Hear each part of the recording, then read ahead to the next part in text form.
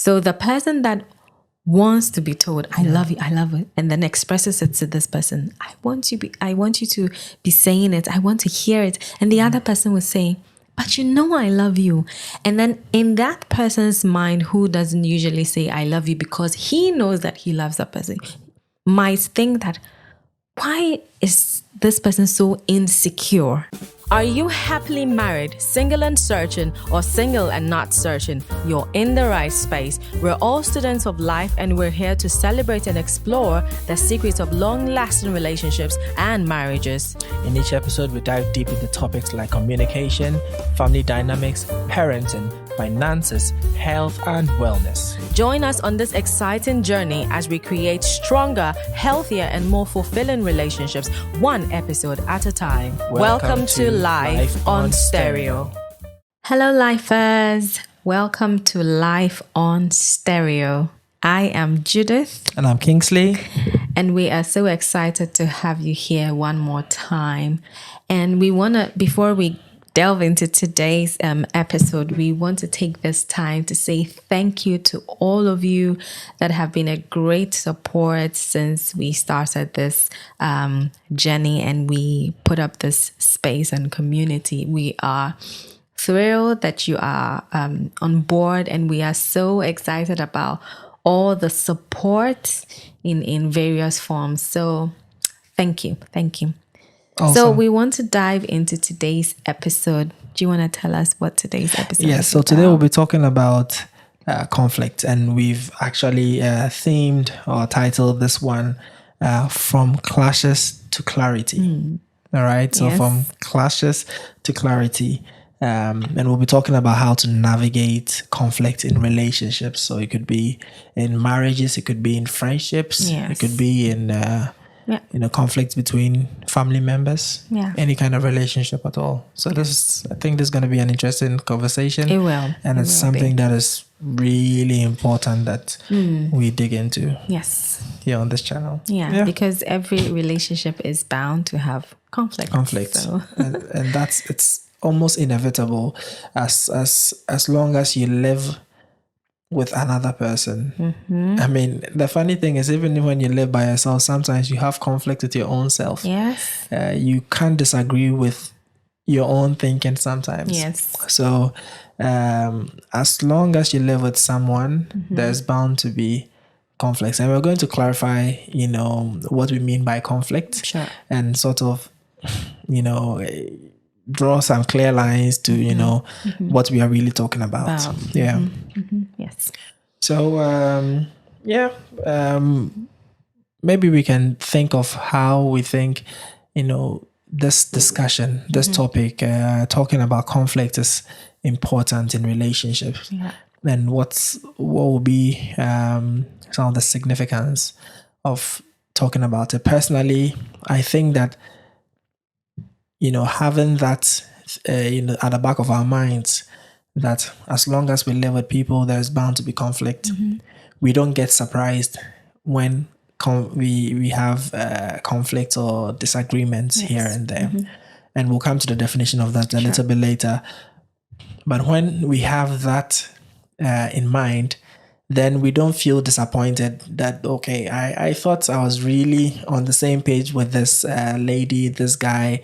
How come we're having disagreements? Is it that we don't have chemistry, or we don't vibe like that? Which is important, It's important that we talk about this, and I'm happy this is coming as part of one of our very early episodes, because it's something that we need to clear up. And right from what you said, what I'm picking up is you're saying that if people have conflict, it really does not define how their relationship is. Or let me put it this way. It doesn't mean that they're having a bad relationship. No, not at all. Yes. It is not a determiner in itself. Conflict in itself is not a determiner as to how people are moving in their relationship. It's rather what you do with so how you handle those situations, how you handle those circumstances where there is conflict or there's disagreement, that's actually will take you in two directions.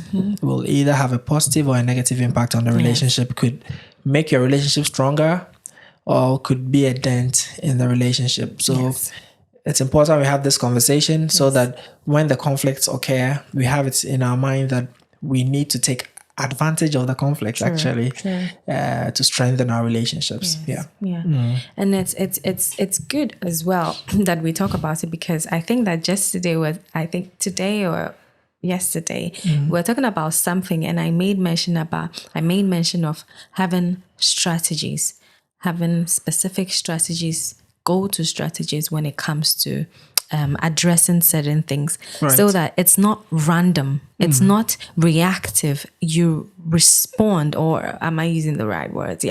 You know how to respond. You're not just reacting to what is happening. You know that, okay, if I find myself in this situation, I can do these couple of things. It might not be in a chronological, process or something, but you can have something in your toolbox that you can fall on. Yeah, exactly. Right? Yeah. So I guess we have to be intentional.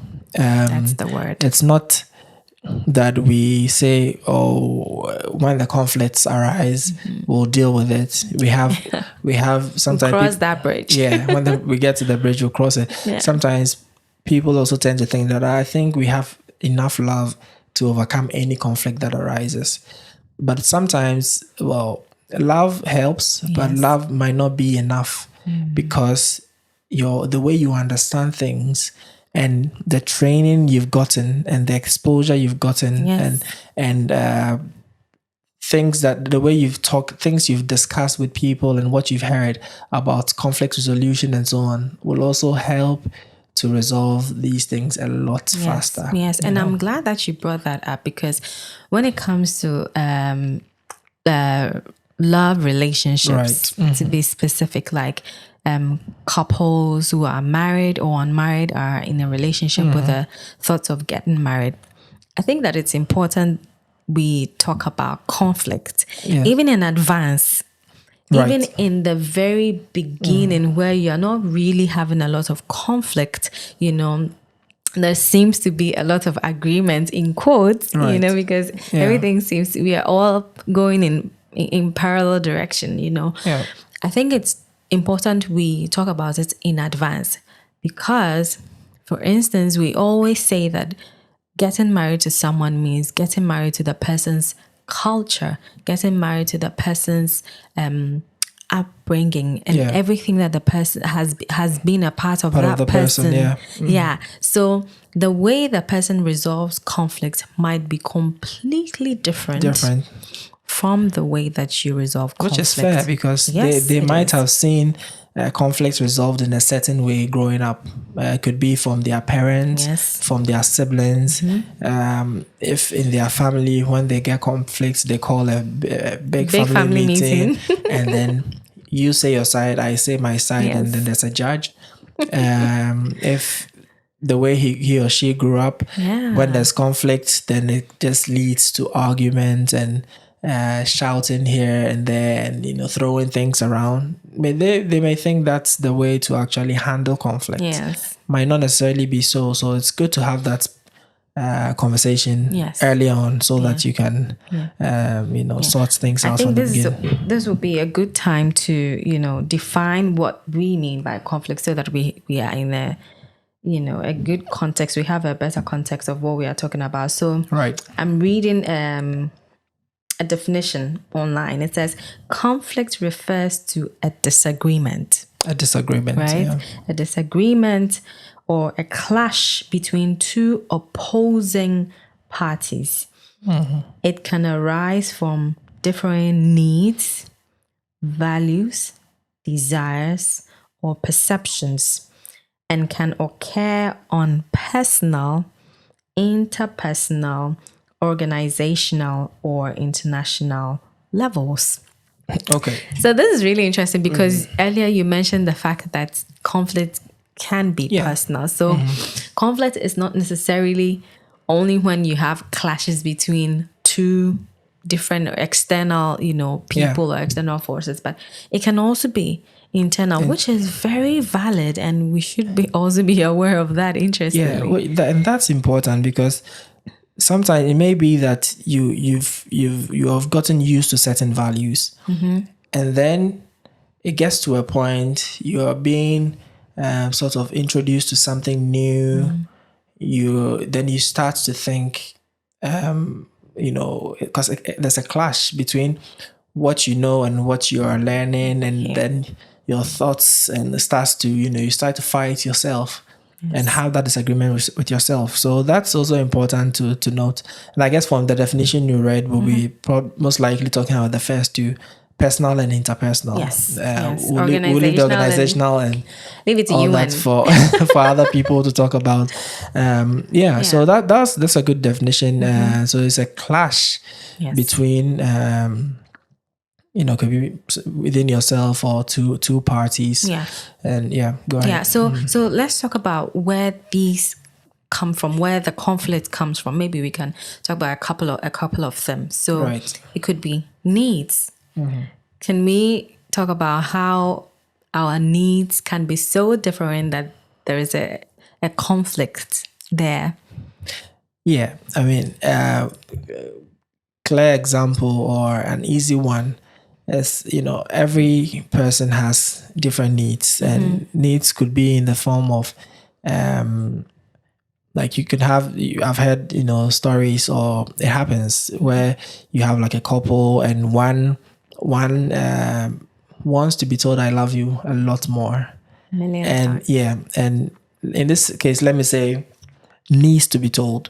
So they have that need. Because we're talking about needs, right? Yeah, they have that need to have, their partner or their wife or their husband affirm the love they have for them all the time. Now, this other person also thinks, I love you.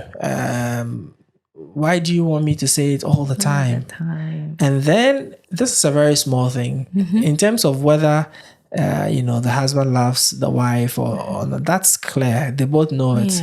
But one needs to hear it a lot more. The other feels like, if that's it. And at that point in time, there can be a conflict, because it can result in the person who needs to hear it a lot more can then start to conclude maybe he doesn't really love me as much as he says, right? So that's I think that's an easy one, and one that is really common. I've heard quite common, quite a lot, and it doesn't go past anyone. It's just a matter of two people and how they perceive love. Some like to hear it, and especially in my experience, I know that women want you to say it a lot more. Most women, most men also sort of have a different way we like to be shown love, or to be told that you love us.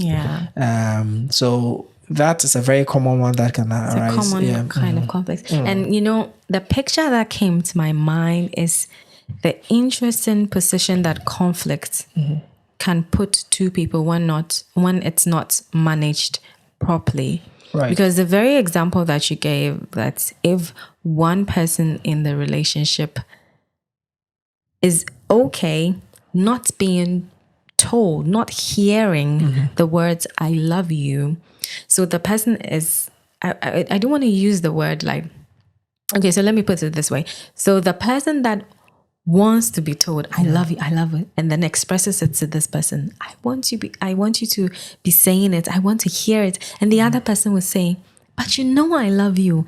And then in that person's mind, who doesn't usually say "I love you" because he knows that he loves that person, might think that, why is this person so insecure? Right. So if the conflict is not put on the table, looked at from both sides, then it can even color the way you see the other person, because hey, I'm showing you I love you, just because it's not your way I think you're weak. I think you're this way. And then you might look down on that person just because the person is not wired the way The that way you you are. are, You are yes. wired, right? Exactly. Yeah. Exactly. So Yeah. So I think that when it comes to conflict, when it comes to needs, you need to validate each other's needs as important, yeah. not to trivialize it and say, but this is not important. Well, it is for that person. For that person. So Yeah. yeah. Yeah. It might as well be important to you because you are one. Thank you. And Thank you. and yeah. Yeah. Yeah. So everyone's needs in that relationship. Remember, we're not talking about want here. We're not talking about things that can be overlooked or things that can be thoughts on a second, I don't know, puts, but this is a priority for Priority that for the person, person, yeah. because needs are things that you have to have. Yeah. You need to have, because if you don't have them, then you feel starved. Exactly. Yeah. Right. So if there is a conflict regarding needs, it has to be put on the table. It has to be talked about. Each other's needs should be respected. And then we should think about and then agree how to make each other satisfied. Yeah. Exactly. And at the end of the day, it's if we keep our partner or our spouse or the other parties, if we are mindful and sensitive to the person's needs or interests or views, then most likely we'll be able to avoid a lot of conflict. And even when the conflicts arise, we'll be able to deal with it without it escalating into something entirely different, right? Yeah. So we've talked about needs, different needs as one source of conflicts. What other sources can there be? How about values Yeah. and perceptions, worldviews and orientation? How Values, that can also, perception. Yeah. sort of that kind of bracket.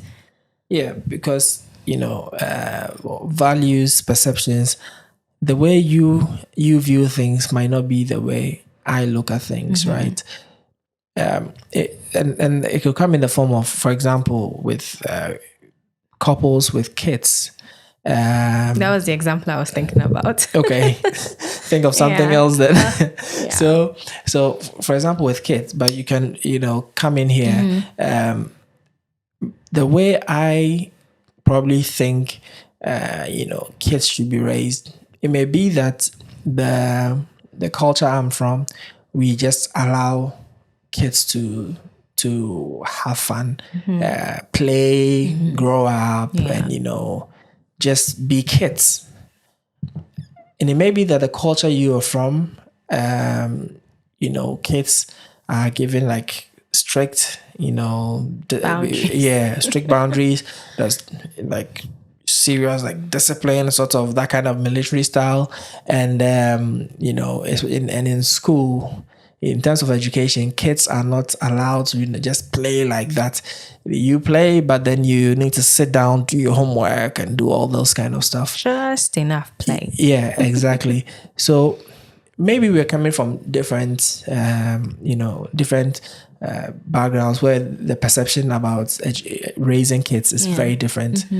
Now we are supposed to raise the same kid, and then there's a conflict there because the way I want to do it is different from the way you want to do it. So, and at the end of the day, we need to be a united front, right? Yes. So if we don't discuss this, there's going to be like issues with, it might look like we are not really on the same page. And trust me, kids realize it when parents are not on the same page. And some are even smart enough to take advantage of that. Yes. They'll just go here, say one thing and go to the other parent and talk about something else, right? So this is something that can obviously lead to conflicts, and it's good that we discuss some of these things ahead of time. Yeah, and I'll add a little to the parents, and then I'll move to finances. I'm saying it because I don't want to forget it. Okay. Yes. So, like when it comes to like values, like parenting methods and the way we train kids, even when it comes to educating kids, Right. For instance, we live in Norway, and the system of education here is quite different from what we are used to. Correct. Right. So we need, because in Norway, they believe that the kids, that what's important for them is, skills, soft skills, like social, interpersonal skills, all the emotional intelligence. That is very important to them, because they feel that if the kids master these, then they can transfer to whatever that they are doing. And so when they don't place a lot of emphasis on grades and passing exams, that is not important to them. But then from our background, it's important because, well, it was important in the education system that we had, because that was the only way they could measure exactly. How a child was doing in school. But the systems here allow us to have other means to measure this, right? So even in that bracket of parenting, there is even a specific branch of it that needs to be talked about, right? So even the perception, it could be that, we all have similar understanding when it comes to how we want to parent. We want our kids to be educated. Yes, we are on the same page. We want our kids to be respectful. Yes, we are on the same page. But okay, how do you want them to respect? Do you want them to be saying please, please, please everywhere they go? Right. Do you want them to be bowing their heads everywhere they go, because that is the culture that we are coming from? Or you want them to know in their heart that I respect everybody and I accord everybody with respect, not necessarily with a sort of like a Monroe's countenance, but with the way we speak to people and the way we treat people. So I think that even when it comes to these broad places, you can still go deeper and pick things out. Sometimes you may not talk about them prior, but as they come up and you realize that it looks like you have a different understanding to disciplining kids than I have. It looks like the way you teach our kids or tell them to show respect to others, it looks like I don't really agree with. Then right there and then you bring it up, then we sort it out. Okay, so I want us to talk about one more before we move on. One other source of conflicts when it applies to like perceptions and values is financial orientation. Right? Yes. Because I think that is something that we seem to overlook, that it is not a type of value that people have, but it is. The way we treat money is actually the way we value money. When you see how people treat money, it's because of how they understand finances and all that, right? So I don't know if you want to say anything about that when it comes to conflict in finances. This is big, right? Because conflicts with finances, it could come in like really small forms. It could come in like big forms. Like it could be in small forms in the form of everyday, day-to-day, finances. Right. And in the broader sense, like our overall goal. Let's talk about the overall goal. You could have a couple where, one feels I want to retire by the age of 45 or 40 or 50. The other couple feels, let's just relax. Let's, I just need to go to my work every day, do my 9 to 5, have a relaxed life, and then I can retire when I'm 65, according to the rules of the land. So the couple that feels like I want to retire early and then enjoy life afterwards would want to put in a little bit of extra work now. The other couple wants to just relax. So how do you deal with that? So that's like a financial conflict in the broader sense, or with long-term financial conflict. So this is something that has to be talked about. There has to be an agreement between the two of you, so that if you're putting in the extra work, both of you put it in. If it's the woman putting in that extra work, doing some extra side hustles or jobs, the man is understanding to hold, the fort, take care of maybe the kids a bit more for that to happen. If it's the other way around, the wife is also supportive of it, right? And when it comes like the daily one, the short term ones, the conflicts could arise just because of like budgeting, How the money is spent. And that could come in the form of one party, wanting to, eat out at the restaurants like once a week or 2-3 times a week. Oh, but we used to do that when we were dating. Why don't we just continue? Exactly.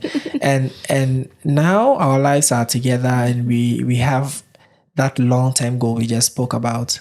So if the long-term goal says that, and for those who have some kind of debts from student loans and stuff like that, in your long-term goals you put in paying off the debts, getting debt free, and so on.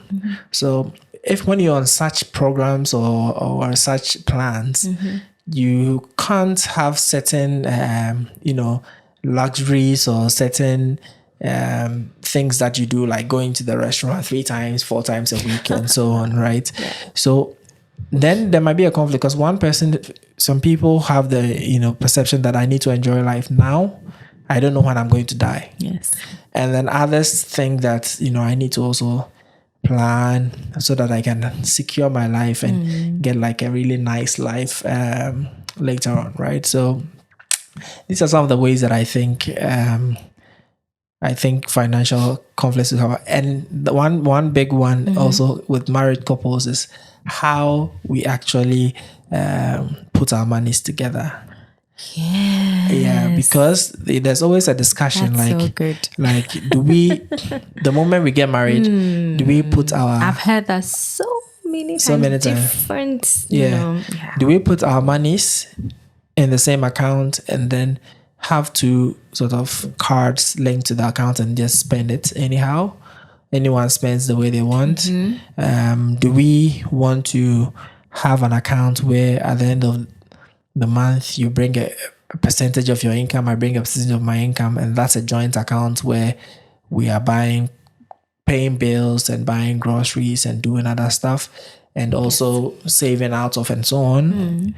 And I need to say this because sometimes it's made to look like one way is the way it has to be done.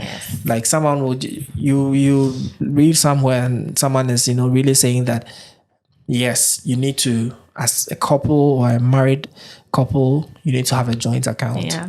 Maybe that's not what works for this particular couple. So this is something that I feel can be a conflict, but it has to be talked about. And when it's talked about earlier in the relationship, then it doesn't escalate. And I can't stress this enough, because tackling them early always, helps, so that really does, it doesn't, the argument doesn't occur when something has really happened as a result of no prior planning, right? Yeah, that's really good, because I have heard like quite different perspectives on this, but I want to put you in a tight corner. So we are not submitting this to anyone, but I just want you to, what do you think? What is your perspective, your personal or our personal?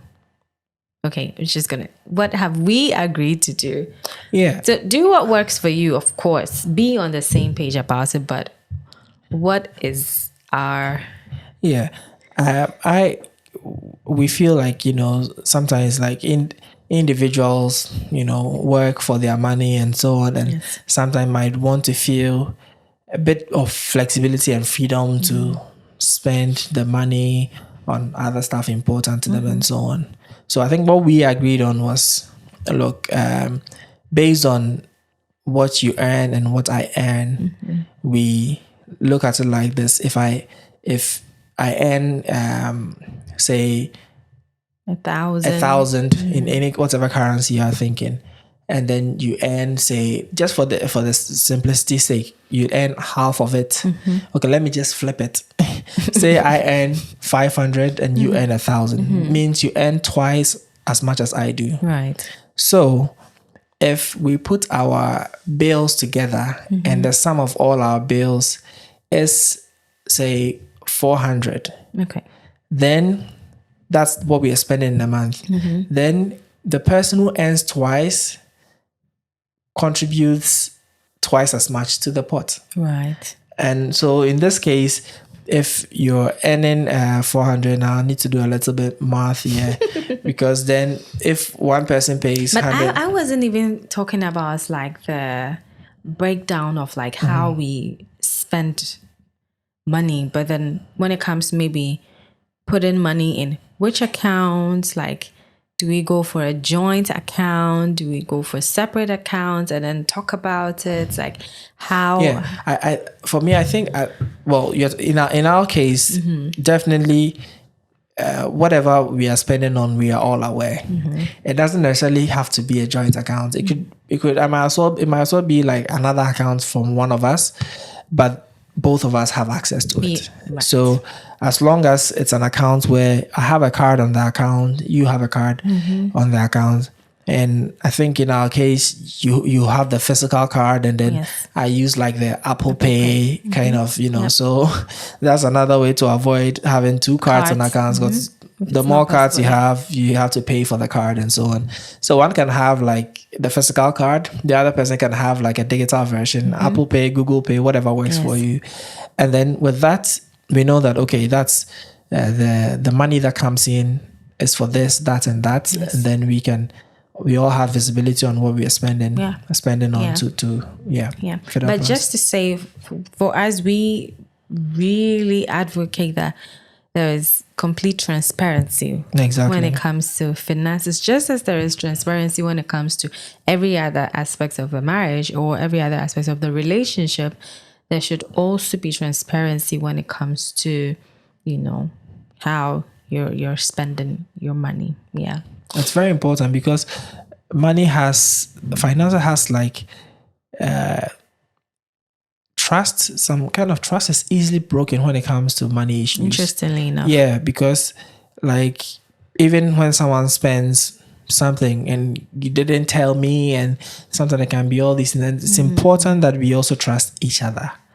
That we trust that if you're making certain decisions, even if you didn't tell me ahead of time, it's in our best interest, right? Yeah. And on the other hand, if you are trusted as well, don't go misusing that trust because the other person trusts you, and then that's important. do things that are really will have negative consequences on the relationship. That's important. Okay. So now I want us to talk about, we've been talking about conflict, and then usually when people hear conflict, then they are recoiling and they are shuddering because we've associated such negativity when it comes to conflict. But from the definition that we've read and how we've contextualized it, we realize that conflict is just, contrasting opinions and values and all that. But then what we do with that is what can augur well or otherwise for the relationship. So I want us to talk briefly on what can be some positive, effects of conflict. If we handle conflict well, what are the positive effects it can have on relationships? Because when for conflicts to arise, that means that we are communicating our views, and we are communicating our position on things. So this means that if conflict arises, then we have that feeling. I have the feeling that you trust me enough to share your views on something, and you're not, intimidated or not feeling less confident to speak about your viewpoint on an issue. So if it has to do with finances, you're saying, no, I don't think we should do it this way. It might be better if we think of doing it this way. Then I know that I can trust that if I'm doing something and it's not going well, you will tell me.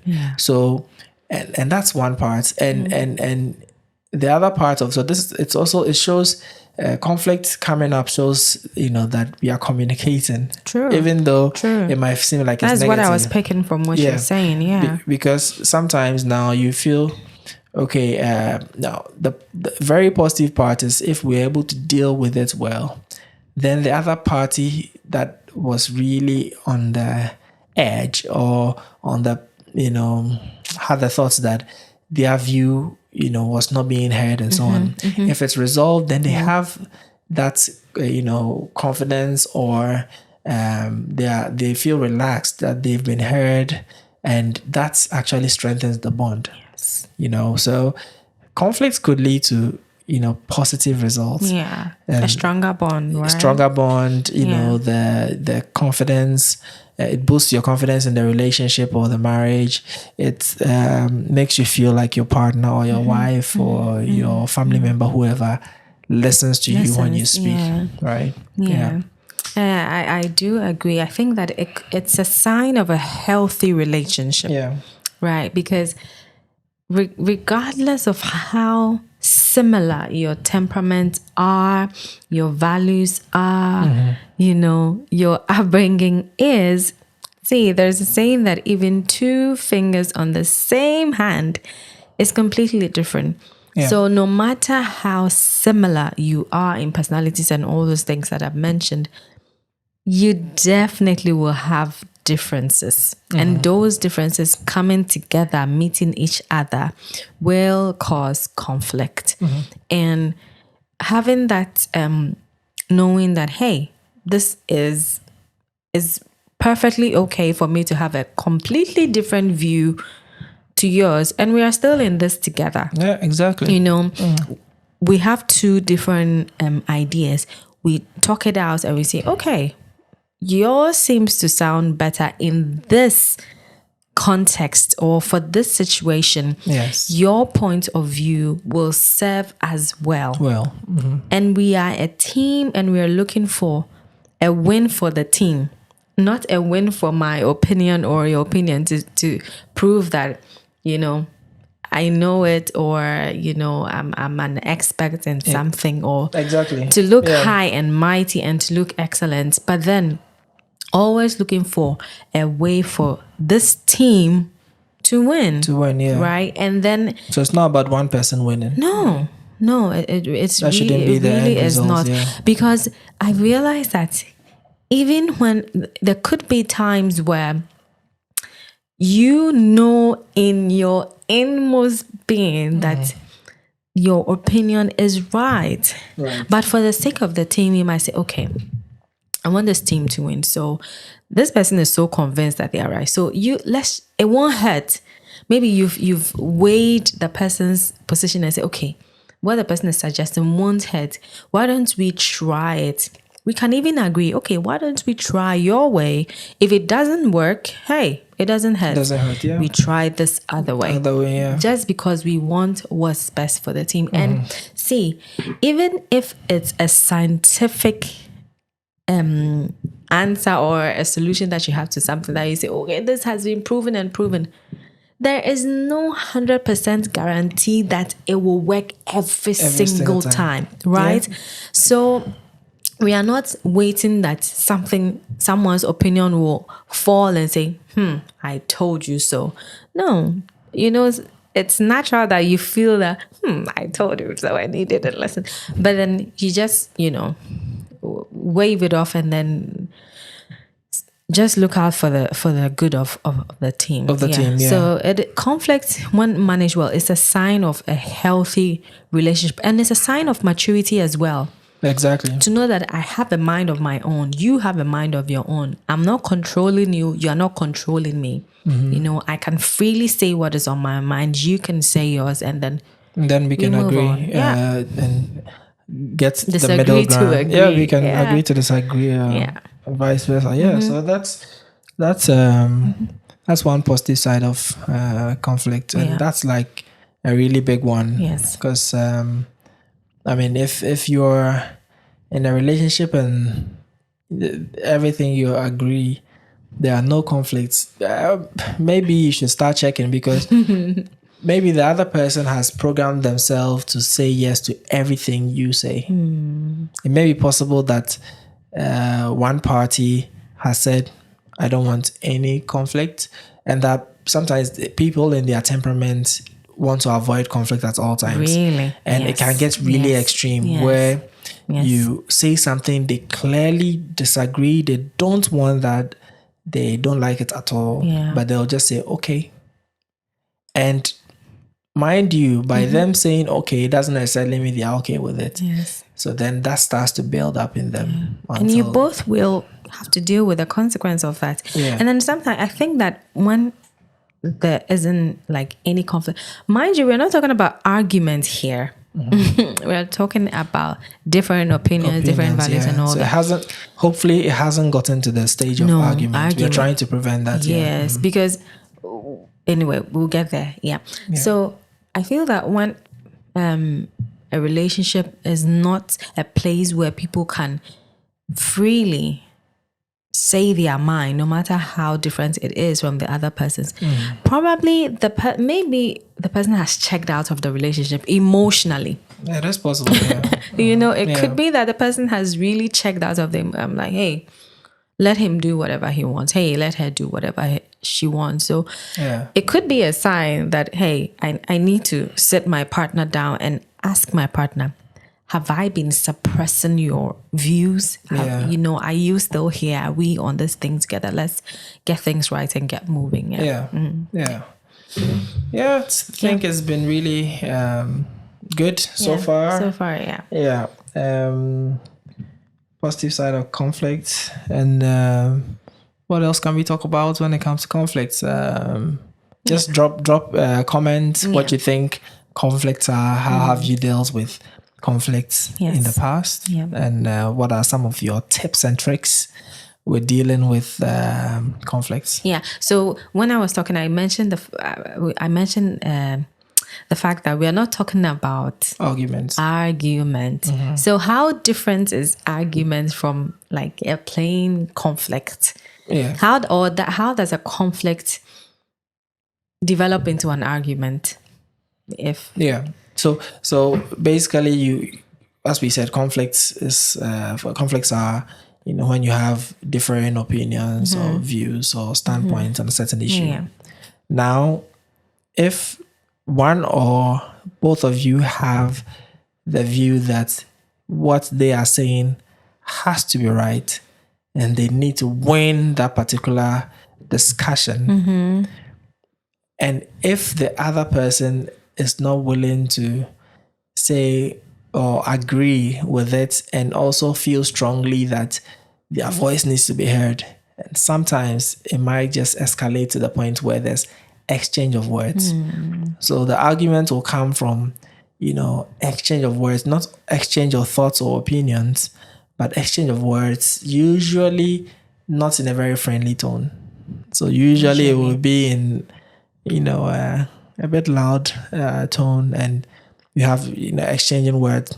And if you are not lucky or you are not careful, you might end up saying certain things that you really didn't intend to. But I always say, whenever, for me, I feel like whenever something, there's a disagreement and it's going to lead to saying stuff, I would rather not say anything in that moment. I really am careful in that moment about what I say because I can't take it back. No, it's you not. can't. It's not a video like we are shooting that can be edited. The moment you say it, it's in the mind of the person, unless they forget. Most of the time, if it makes a really huge impact on them, most likely they won't forget. So then you have an issue there. So arguments are, we need to sort of try and avoid getting to the stage of argument. Go ahead. No. Not to say that if you have an argument, that means there's something wrong with your relationship. Right. We are humans. We are humans. That can happen. But when it does, we should also, the moment it leads into an argument, we should know that no, that's a red flag. What is happening is not supposed to happen. We are supposed to be dealing with the conflict to have positive results, not have negative results, and then we need to deal with it. Then we need to check in on each other. Say, hey, okay, I'll come to this. It comes to the issue of apology and forgiveness, but then, so I just want to maybe hint at the fact that, so if it's developing into an argument instead of just a conflict where we can just talk it out, shouting could be a sign. So if you begin to shout, trying to outmatch each other's the volume of your voices, then you probably are arguing, right? Exactly. Yeah. And how about blame game? Right? Yeah. That's a red flag. That's as well. another sign that, okay, now it's moving from having different opinions to arguing because blaming someone, you're blaming someone for something. So maybe shouting, blame game, even silent treatment. Yeah, and some people are really experts in that. Yeah. Like, someone can give you like silent treatment, and that silence is so loud.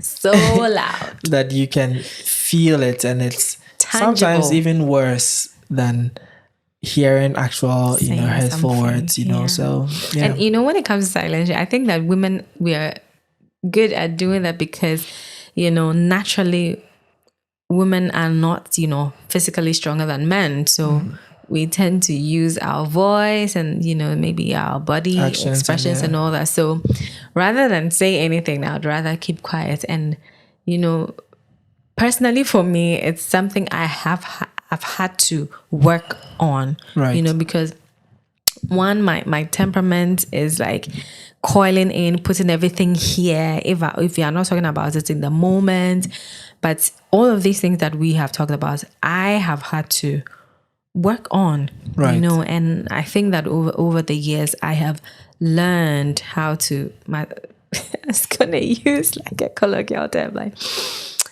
just mature. And I think that it's part of the maturing process. Right. As you mature, you realize that these things don't solve the issue at hand, right? It prolongs it. And the funny thing is, the longer the issues stay, the longer the conflicts remain, the harder it feels to come on board and talk about it. So even the time of conflict resolution is also very important. Like if it can be quick, of course, you have to look for like a conducive time. If that time is really heated and it's not appropriate, you can wait, but then not with a mind of just letting it go and letting it go on for so long. It has to be dealt with in like quickly, but at the same time you need to also read a room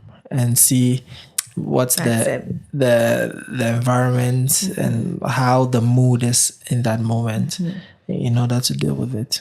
So maybe we can talk about how we can resolve conflicts now. Say a few things about how to resolve conflicts. I want to mention a few things. Sometimes when I realize that as one thing I learned to do is to use more of we instead of I, and to use more like appealing questions like how about this? How about we try this? Right. Like instead of what do you think about this? So I use those kind of like inviting you to consider something that I am thinking about. Right. And also using we, like how about if we try? So I think that could also help with conflict resolution, especially when it has gone to a certain height already, like taking out a lot of the eyes. Of course, we are not saying don't, use eyes, but then things that might help, use more we's so that it even conscientizes you that, hey, it's not about just you. We're together in this, It's about us. Yeah. And I think that when you bring more appealing questions, it also calms the tone. Yeah. Right. Yeah. Yeah. And I also feel like, when it comes to resolving conflicts, like one big part is really letting the other person know that you are listening. So the moment one person is and some of most of the time within any disagreement or conflict, you'll see that there's a clear person who the thing means so much to the individual. Yeah. And it's really might be the aggrieved party or so on. So it's behoves on the other person to really, do less talking and listen. And the moment people feel like they are being listened to and being heard, that can sometimes, can even resolve the conflicts without, getting anywhere. The person can just keep talking and realize you're listening. You give them, encouraging, like, I agree, and so on. I hear you. I hear what you're saying. And that in itself, even though you have an opposing opinion, that can make it a lot easier for the person to accept your opinion when you voice them out after they've spoken for minutes or hours, right? It softens the person's heart. You're here, you're just listening to me, share my opinion and all that. Yeah. So that's good. That's good. That's so how about so we've had a conflict, it's gone into arguments, we're arguing here and there. How about apologies and forgiveness? How do we come out? I want us to dwell more on apologizing and forgiveness, because it's a huge part when it comes to relationships.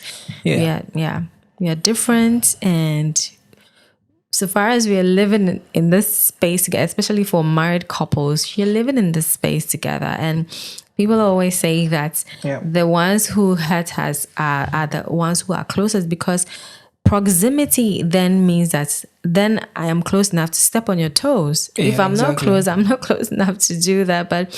And then because I'm close and we are almost together every day, then, it can happen often. If you're seeing me once a month or once a year, if I hurt you on that day that I see you, the next time I'll see you is like another month to come. But if you're in this 24/7, even if you're not 24/7 literally, but every day, then so and I think that building the character or the culture of apologizing is very important. As long as we are living with together, there's bound to be conflict. The conflict in itself that will not require an apology. It's okay to have opposing views. But in case the conflict leads into escalating to something else, an argument, and things are said. Then if you said anything, things are done. Things are done. If you acted in any way or said anything that requires that you apologize to the other party, and I leave this to you because when you do something wrong, then we need to build that character of saying, I'm sorry, what I did wasn't right. I was not thinking straight. Say anything to, let them know you really mean it, and you have to mean it. And then the other party also has that responsibility of, based on your apology, we should also be forgiven. Sometimes people are really, not so forgiving. They like to hold on to stuff for so long, and they don't easily forgive. And it's something that we, if you're like that, should probably pray for more grace to forgive. I agree. And that's very important in resolving conflicts. So I completely agree with you. I truly truly believe that both parties in a relationship should both have that consciousness and posture of heart that, hey, if I falter, I am more than willing to apologize. And if the other person does something that hurts me, I am also ready to forgive that person. And I must admit that you were very good at doing that from the beginning. We'll have a misunderstanding, and then you naturally, you don't like it when there is like tension, and I just, coil in and then keep quiet, and you just don't like that kind of tension. So you're like, hey, let's cut this loose and let it go. And I think it has also helped me like really come to terms with that. And it's so amazing when somebody apologizes sincerely, it breaks down all the walls of the head. It's like exactly, yeah, a huge heave, right? Yeah. So apology, sincere apology and forgiveness is so important to every relationship, right? Yeah. Right. So yeah, it's been good. I think it's been a wonderful discussion. Yeah. I hope you all enjoyed listening to this. And while you're listening to this, just have a think about some of the situations you've been in before and what you could have done better. And then going forward, we hope that you would use some of these things we've talked about. Do share your thoughts as well with us. Let us learn from you and let others in this space learn from each other as well. Yeah. So that's good. Yeah. So we're wrapping up this episode and we're saying, hey, let's check in on each other, see where our hearts are from time to time, so that we are, rooting and doing our best for our marriages and our relationships. Yeah. It's been good having you here. We want to ask you to follow us on all our social media handles on Live on Stereo. And also, if you're watching on YouTube, do well to subscribe to this channel and click the notification bell so that you'll be notified when we have new videos. If you're also listening on any podcast platform, do well to follow and leave a review. Yes. And thank you so much for listening to this episode. And as always, we'll see you in the next episode. Thank you for joining us on this episode of Live on Stereo. We hope you found our conversation insightful and inspiring. If you enjoyed today's episode, please subscribe, share, or leave a review on your favorite podcast platform. Your feedback means the world to us. Do well to follow us on all our social media platforms. See you in the next episode.